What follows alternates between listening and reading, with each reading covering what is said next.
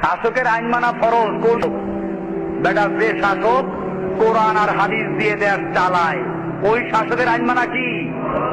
ওই শাসকদের সম্পর্কে বলা হয় তারা 10 পিঠে কোরআন মারে, তারপরও তার বিরোধিতা করো না।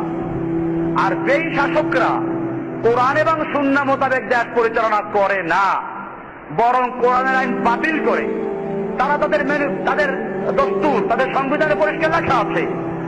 এই যে যারা আল্লাহর আইনকে বাতিল করে দিল, আল্লাহর আইনকে মিটিয়ে দিল, এবং তাদের সংবিধানের সাথে সাংঘর্ষিক যেটা ওই যে আল্লাহরটা বাতিল, সংবিধান ঠিক, এমনকি যদি সংবিধানের বিরুদ্ধে বলে তার মধ্যে রাষ্ট্রদ্রোহী। ওই বেটা, তোর সংবিধানের বিরুদ্ধে কথা বললে যদি রাষ্ট্রদ্রোহী হয়, আল্লাহর দেওয়া সংবিধানের বিরুদ্ধে বললে তাকে কি বলবো আমরা? আল্লাহদ্রোহী। তাহলে যারা আল্লাহদ্রোহী হয়ে গেল, তুই তাদেরকে হেফাজত করার জন্য যারা আল্লাহর কথা বলে তাদেরকে বলি রাষ্ট্রদ্রোহী।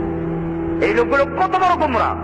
দুনিয়ার শাসকদের পা তাদের গোলামি করে তারা বলে যে শাসকদের আইন মানা ফরজ। অথচ শাসকরা রাস্তার মোড়ে মোড়ে মূর্তি বানাচ্ছে, এরপরে তাদের আইন মানা যদি ফরজ হয়, তাহলে শাসকরা আইন করে দিয়েছে 21শে ফেব্রুয়ারি মূর্তির সামনে নগ্ন পায়ে যেতে হবে, ফুল চড়াতে হবে, মূর্তির সামনে নীরবে 1 মিনিট দাঁড়াতে হবে।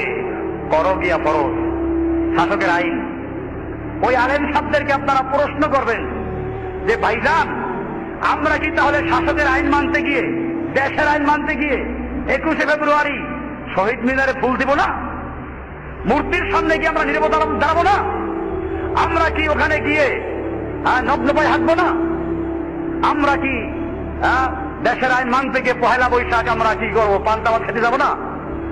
মেয়েদের হাতে পান্তা ভাত খাবো না?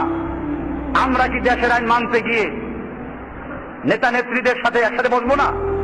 জিজ্ঞেস করে এদেরকে, আমরা কি দেশের আইন